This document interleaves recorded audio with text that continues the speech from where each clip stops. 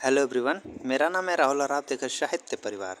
तो दोस्तों, साहित्य परिवार में आप सभी लोगों का स्वागत है। आज मैं आपके लिए एक नई क्लास लेकर आया हूँ जिसमें हम लोग हिंदी नाटकों का विभाजन के बारे में पढ़ेंगे। हिंदी नाटकों का विभाजन किस प्रकार से किया गया, देखिए पहले किया गया था प्रसाद पूर्व युग। इसमें दो हैं, एक भारतेंदु युग है, एक द्विवेदी युग है। तो आज हम लोग भारतेंदु युग को पढ़ेंगे। ठीक, प्रसाद पूर्व युग में दो भागों में बटा, एक भारतेंदु युग है, एक द्विवेदी युग है।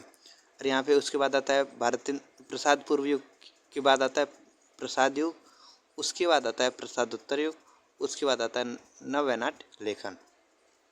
तो हम लोग पहले आज पढ़ेंगे प्रसाद युग के बारे में, उसके बाद पढ़ेंगे अगली क्लास में द्विवेदी युग के बारे में, फिर पढ़ेंगे प्रसाद युग के बारे में, उसके बाद पढ़ेंगे प्रसादोत्तर युग के बारे में, और लास्ट में पढ़ेंगे हम लोग नवनाट्य लेखन के बारे में। तो बिना देर किए हुए चलिए हम लोग शुरू करते हैं क्लास को। लिखा है कि हिंदी नाटकों का विभाजन इस प्रकार किया गया है। प्रसाद पूर्व युग, इसके दो भाग हैं, एक भारतेंदु युग है, एक द्विवेदी युग है।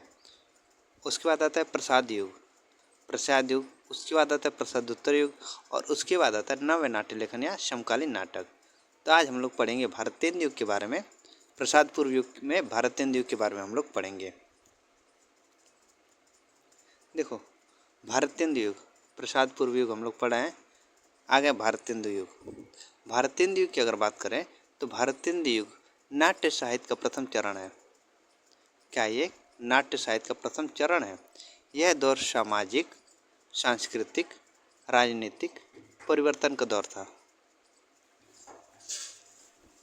नाट्य विधा में भारतेंदु के अत्यंत महत्वपूर्ण योगदान को देखते हुए इस युग का नाम ही उनके नाम पर पड़ गया।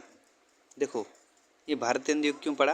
क्योंकि जो नाट्य विधा में भारतेंदु का अत्यंत महत्वपूर्ण योगदान रहा, इसी के कारण इस युग का नाम जो है भारतेंदु युग के नाम पर पड़ गया।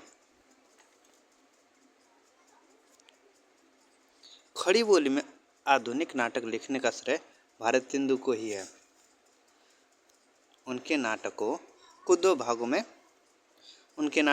भाग, जैसे मौलिक नाटक और अनुदित नाटक में बांटा जाता है। जो इस प्रकार, देखो, जो खड़ी बोली में जो आधुनिक नाटक का लिखने का जो श्रेय किसको जाता है? भारतेंदु को जाता है। और इनके नाटकों के दो भाग हैं, एक मौलिक नाटक है और एक अनुदित नाटक है। तो हम लोग दोनों को देखेंगे, मौलिक नाटक के उनके और अनुदित नाटक को, दोनों को देखेंगे हम लोग। आगे पहले हम लोग मौलिक नाटक पे।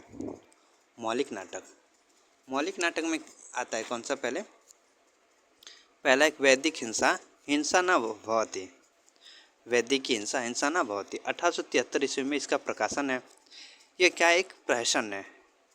यह नाटक क्या एक प्रहसन है? नाट्य के प्रकार क्या है? प्रहसन नाटक है। वर्ण विषय की अगर बात करें तो उसमें वैदिक धर्मानुयायियों के पाखंड का चित्रण है। वैदिक जो धर्मानुयायियों के पाखंड का इसमें चित्रण है। वैदिक। देखिए, दूसरा विस्मय विश्वमोत्सदम 1876 इसका प्रकाशन वर्ष है। नाट्य प्रकार एक पात्रीय नाटक है। क्या ये एक पात्रीय नाटक है? और इसका वर्ण विषय संवत 1932 से वडोदरा के महाराजा गायकवाड़ को उनके पद से अपदस्थ होने पर इस नाटक में दिखाया गया है। तीसरा है प्रेम जोगनी, जिसका प्रकाशन वर्ष 1875 है। इसका नाट्य प्रकार है 4 अंकों की नाटिका ये है। प्रेम जोगनी 1875 4 अंकों की नाटिका है। देखिए, जितने भी यहाँ पे नाटक है सारे के सारे किसके? भारतेंदु के हैं। वर्ण विषय की अगर बात करें तो काशी में होने वाले पाखंड व आडंबरों का सूक्ष्म चित्रण किया गया है। इसमें जो काशी में होने वाले जो पाखंड और आडंबरों का इसमें सूक्ष्म चित्रण किया गया है। चौथा है चंद्रावली की बात करें तो इसका प्रकाशन वर्ष 1876। यह नाट्य के प्रकार का है? नाटिका है। नाट्य प्रकार इसका क्या है? नाटिका है। वर्ण विषय इसमें कृष्ण प्रेम का अनूठा वर्णन है चंद्रावली में। पांचवा है भारत दुर्दशा 1880 हमारे सिलेबस में लगी हुई है ये नाटक। इसके नाट्य प्रकार क्या है? राशक है, नाट्य है, लास्य रूपक है। भारत दुर्दशा क्या है? राशक है, नाट्य और लास्य रूपक है। इसका वर्ण विषय की अगर बात करें तो भारत की तत्कालीन राजनीति व सामाजिक दुर्दशा का प्रतीकात्मक चित्रण किया गया है इस नाटक में। छठवां है नील देवी, जिसका प्रकाशन वर्ष 1881 है। इसका नाटक प्रकार है गीति रूपक। इसमें मतलब गीति रूपक है ये नील देवी। इसका वर्ड विषय में मुगल कालीन शासन की पृष्ठभूमि में नारी जाति की वीरता व ओजस्विता का वर्णन है इसमें नील देवी में। 7वें नंबर पे है अंधेर नगरी। ये भी हमारे सिलेबस में लगी हुई नाटक है 1881। नाटक प्रकार क्या प्रहसन नाटक है। वर्ड विषय क्या है कि तत्कालीन समय में सत्ता की विसंगतियों, मूर्खताओं और उससे उत्पन्न परिस्थितियों का व्यंग्यात्मक चित्रण है। 8वां है सत्य प्रताप। प्रकाशन वर्ष 1883 है। नाटक प्रकार क्या है पौराणिक नाटक है। क्या एक पौराणिक नाटक है। वर्ण विषय की अगर बात करें तो इसमें पौराणिक कथा सावित्री सत्यवान की महत्वपूर्ण जीवन पर आधारित है। सत्य प्रताप में क्या है कि पौराणिक कथा सावित्री सत्यवान की महत्वपूर्ण जीवन पर आधारित है। ये तो हो गए मौलिक नाटक। मौलिक नाटक कौन कौन से हैं? वैदिक हिंसा हिंसा न भवति, विस्मय विस्मोसदम, प्रेम जोगिनी, चंद्रावली, भारत दुर्दशा, नील देवी और अंधेर नगरी और सत्य प्रताप। ये 8 नाटक जो इनके मौलिक नाटक हैं। तो आप लोग मतलब 8 नाटक का जो है स्क्रीनशॉट लेते चलेगा।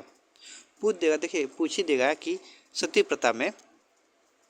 प्रताप का वर्ण विषय क्या है। सत्य प्रताप का वर्ण विषय क्या है पूछ देगा कि पौराणिक कथा सावित्री सत्यवान की महत्वपूर्ण जीवन पर आधारित है, मतलब सही है या गलत है, इस तरह में पूछ देगा। तो आप लोग अगर नहीं पढ़े रहेंगे तो नहीं बता पाएंगे, ऐसे क्वेश्चन को नहीं कर पाएंगे। अनुदित नाटक की अगर बात करें तो अनुदित नाटक कितनी है? तो ये भी अनुदित नाटक है 9। इन पहला नाटक अनुदित नाटक में पहला है रत्नावली 1868। इसका नाटक प्रकार का नाटिका है ये। दूसरा विद्या सुंदर जिसका प्रकाशन वर्ष 1868 है। नाटक प्रकार क्या है? ये नाटक है एक। मतलब नाट्य प्रकार क्यों यहाँ पे मतलब लिखा गया है क्योंकि पूछ देगा कि विद्या सुंदर का नाट्य प्रकार क्या है। नाटक है, नाटिका है, रास्य है, मतलब पूछ देगा, तो इसीलिए यहाँ पे लिखा गया है। ये जो यहाँ पे मैं जो भी पढ़ा रहा हूँ ये दृष्टि की बुक से मैंने लिया है, मैं पहले बता रहा हूँ। वर्ण विषय की अगर बात करें तो विवाह संबंधी प्रश्न पर लिखा गया नाटक जिसमें प्रेम विवाह का भरपूर समर्थन किया गया है। विद्या सुंदरी में क्या है कि विवाह संबंधी प्रश्न पर लिखा गया नाटक जिसमें प्रेम विवाह का भरपूर समर्थन किया गया है। इसमें पाखंड विडंबन 1872। इसके नाटक प्रकार है रूपक नाट्य। एक नाटक प्रकार क्या रूपक। वर्ण विषय की अगर बात करें तो पाखंड एवं पाखंडियों से बचने का संदेश तथा वैष्णव भक्ति की महत्ता तथा उदारता का वर्णन है। चौथा है धनंजय विजय 1873। धनंजय विजय का प्रकाशन वर्ष क्या है? 1873 है। नाट्य प्रकार व्यायोग है। वर्ण विषय क्या है इसका? धनंजय विजय का इसका वर्ण विषय है कि महाभारत की कथा पर आधारित अर्जुन की कौरवों की सेना को अकेले परास्त करने की वीरता का वर्णन है। ठीक। फिर 5वां है मुद्रा राक्षस जिसका प्रकाशन वर्ष 1878 है। इसका नाट्य प्रकार क्या है? एक नाटक है। वर्ण विषय की अगर बात करें तो चाणक्य की राजनीति प्रौढ़ता तथा उसके सूक्ष्म ज्ञान का चित्रण इसमें किया गया है मुद्रा राक्षस में। 6वां है दुर्लभ बंधु जिसका प्रकाशन वर्ष 1880 है। इसके नाटक प्रकार क्या? ये है कि नाटक है। दुर्लभ बंधु क्या है?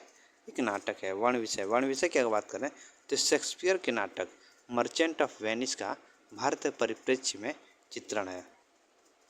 दुर्लभ बंधु में क्या है कि शेक्सपियर के नाटक मर्चेंट ऑफ वेनिस का भारतीय परिप्रेक्ष्य में चित्रण है। 7वें नंबर पर है कर्पूर मंजरी 1875। कर्पूर मंजरी 1875। इसका नाट्य प्रकार क्या है? ये षट्क है। वर्ण विषय की अगर बात करें तो एक सुंदर कन्या का एक बुद्धिहीन राजा से विवाह का वर्णन है। कर्पूर मंजरी में क्या है कि एक सुंदर कन्या का एक बुद्धिहीन राजा से विवाह का वर्णन है। 8वां में सत्य हरिश्चंद्र 1875। 8वां है सत्य हरिश्चंद्र 1875। नाटक प्रकार कौन है? नाटक है। और इसका वर्ण विषय है कि सत्यवादी राजा हरिश्चंद्र की सत्य के प्रति निष्ठा का वर्णन है इसमें। सत्य हरिश्चंद्र। और इनका 9वां है भारत जननी। भारत जननी इसका नाट्य प्रकार क्या है? एक लघुनाथ ये नाटक है। वर्ण विषय की अगर बात करें तो भारतीय जीवन में पारिवारिक कलह तथा उससे उपजी दुख स्थिति का चित्रण है।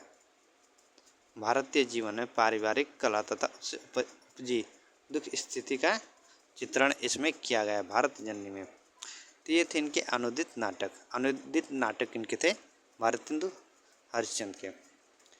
रिवीजन कर लेते हैं भारतेंदु के अनुदित नाटक को रिवीजन कर लेते हैं। रत्नावली 1868, विद्या सुंदर 1868। रत्नावली और विद्या सुंदर दोनों का प्रकाशन एक ही 1868। उसके बाद आते हैं पाखंड विडंबन 1872, धनंजय विजय 1873, मुद्रा राक्षस 1878, दुर्लभ बंधु 1880, कर्पूर मंजरी 1875, सत्य हरिश्चंद्र 1875 और भारत जननी 1877। ये इनके अनुदित नाटक हैं।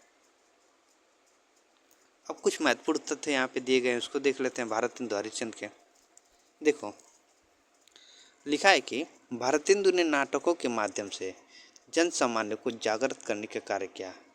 मतलब भारतेंदु ने नाटकों के द्वारा जो मतलब कि जन सामान्य था उसको जगाने की कोशिश की। साथ ही प्राचीन संस्कृति के प्रति प्रेम जगाने, मानवीय मूल्यों के प्रति आस्था बनाए रखने का प्रयास भी किया। भारतेंदु ने 1883 में ईस्वी में नाटक के लिए उपयोगी नाटक अथवा दृश्य काव्य नामक एक महत्वपूर्ण निबंध लिखा। भारतेंदु ने नवीन नाटकों की रचना की मुख्य उद्देश्य के रूप में श्रृंगार, हास्य, कौतुक, समाज संस्कार, देश वत्सलता का स्वीकार किया है। उनके नाटकों में देश प्रेम, न्याय, त्याग, उदारता जैसे मानवीय मूल्य नाटकों की मूल्य संवेदना बनकर आए हैं। नाटकों की रचना में देखिए यहाँ पे लिखा है नाटकों की रचना में भारतेंदु ने समन्वयात्मक दृष्टिकोण अपनाया है। मतलब कि नाटकों की जो रचना की थी भारतेंदु ने, उन्होंने जो दृष्टिकोण अपनाया था वो समन्वयात्मक दृष्टिकोण अपनाया था। संस्कृत नाट्यशास्त्र, बांग्ला की नाट्य पद्धति तथा अंग्रेजी नाट्य विधान सभी के संयोग से उन्होंने अपना नाट्य दर्श उपस्थित किया। मतलब सभी के संयोग से कौन कौन? संस्कृत नाट्यशास्त्र, बांग्ला का नाट्य पद्धति और अंग्रेजी नाट्य विधान, ये सभी के संयोग से उन्होंने अपने नाट्य दर्श उपस्थित किया। भारतेंदु ने पात्रों के आदर्शों की सर्वत्र रक्षा की। फलतः अधिकांश नाटक चरित्र प्रधान हो गए। नायकों का चित्रण प्राचीन आदर्शात्मक दृष्टिकोण से किया गया है। भारतेंदु ने पात्रों के आदर्शों की सर्वत्र रक्षा की है। फलतः अधिकांश नाटक चरित्र प्रधान हो गए हैं। नायकों का चित्रण प्राचीन आदर्शात्मक दृष्टिकोण से किया गया है। आगे लिखा है कि वे अक्सर व्यंग का प्रयोग यथार्थ को तीखा बनाने में करते हैं। मतलब कि व्यंग का प्रयोग वो कोई भी यथार्थ को तीखा बनाने के लिए वो प्रयोग करते थे व्यंग का। हालांकि उसका एक कारण यह भी है कि तत्कालीन पराधीनता के परिवेश में अपनी बात को सीधे तौर पर कह पाना संभव नहीं था। इसलिए जहाँ भी राजनीतिक सामाजिक चेतना के बिंदु आए वहाँ भाषा व्यंग्यात्मक हो चली। इसलिए भारतेंदु ने कई प्रहसन भी लिखे हैं।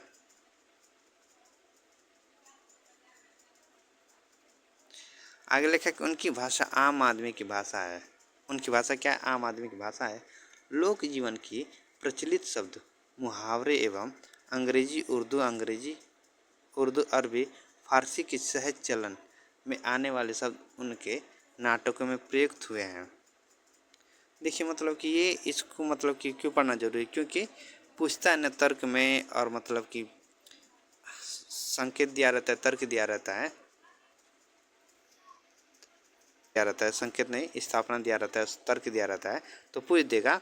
तो उसी में मतलब ऐसे ऐसे क्वेश्चन पूछे जाते हैं कि उनकी भाषा आम आदमी की भाषा है, सही है, मतलब ए सही या बी गलत, ये ऐसे पूछा जाता है ऐसे क्वेश्चन। तो इसीलिए इसको पढ़ना जरूरी रहता है। रंगमंच दृष्टि से वे प्रायः भारतीय परंपरा की रीतियों का अनुसरण करते हैं, जैसे नादी पाठ, मंगलाचरण आदि। वैसे उन्होंने नीलदेव नामक दुखांत नाट्य लिखकर पाश्चात्य नाट्य परंपरा से भी प्रभाव ग्रहण किया। भारत दुर्दशा में भी दुखांत का प्रभाव विद्यमान है। उन्होंने गर्भाक को दृश्य के अर्थ में स्वीकार किया और बांग्ला नाटकों की ओर संकेत करते हुए कहा कि प्राचीन की अपेक्षा नवीन की परम मुख्यता बारंबार दृश्यों को बदलने में है और इसी हेतु एक एक अंक में अनेक अनेक गर्भाकों की कल्पना की जाती है। नादी पाठ, प्रस्तावना, विशंकभंग, प्रवेशक, अंकावतार, अंकमुख आदि की योजना पर उन्होंने अधिक बल नहीं दिया। वध, आलिंगन, स्नान, यात्रा, मृत्यु आदि भारतीय नाट्य शास्त्र के अनुसार वर्जित दृश्यों की योजना भी उन्होंने की। यहाँ पे फिर वही रिवीजन हो गया है नादी पाठ, तो इसको छोड़ देते हैं। फिर आगे लिखा है भारतेंदु को हिंदी के प्रथम नाट्यकार एवं योग प्रवर्तक के रूप में स्वीकार किया गया है। मतलब भारतेंदु को हिंदी के प्रथम नाटककार एवं युग प्रवर्तक के रूप में क्या किया गया है, स्वीकार किया गया है। हिंदी नाट्य साहित्य को उनकी देन निम्नलिखित है। उन्होंने पहली बार हिंदी में अनेक विषयों पर मौलिक नाटकों की रचना की तथा कथानक क्षेत्र में विविधता लाए। पहली बार हास्य व्यंग प्रधान प्रहसन लिखने की परंपरा का सूत्रपात किया। पहली बार हिंदी के मौलिक रंगमंच की स्थापना का प्रयास किया और अनेक भाषा से नाटकों के सुंदर अनुवाद की। किसने? भारतेंदु हरिश्चंद्र ने। संस्कृत, बांग्ला, अंग्रेजी नाट्य कला का समन्वय कर हिंदी की स्वतंत्र नाट्य कला की नींव डाली। किन्होंने? भारतेंदु हरिश्चंद्र ने। तो ये थे भारतेंदु युग। ये क्या था? ये भारतेंदु युग था, ठीक ना। और अगली क्लास में हम लोग पढ़ेंगे प्रसाद पूर्व युग में भारतेंदु युग तो पढ़ लिए, और अब लोग आगे हम लोग पढ़ेंगे द्विवेदी युग। प्रसाद पूर्व युग में हम लोग क्या पढ़ेंगे? द्विवेदी युग। उसके बाद पढ़ेंगे प्रसाद युग, उसके बाद पढ़ेंगे प्रसादोत्तर युग, ठीक। तो ये थी आज की क्लास। आज तो हम लोगों ने भारतेंदु युग पढ़ा, उसके बाद हम लोग पढ़ेंगे द्विवेदी युग, फिर उसके आगे पढ़ेंगे प्रसाद युग, उसके बाद पढ़ेंगे हम लोग प्रसादोत्तर युग, और लास्ट में हम लोग पढ़ेंगे नव नाट्य लेखन और समकालीन नाटक। मैं मतलब महत्वपूर्ण नाटककारों के नाम बताऊंगा, नाटक भी उनके बताऊंगा, तो आप लोग प्लीज़ बने रहिएगा। तो आज के लिए इतना ही, धन्यवाद।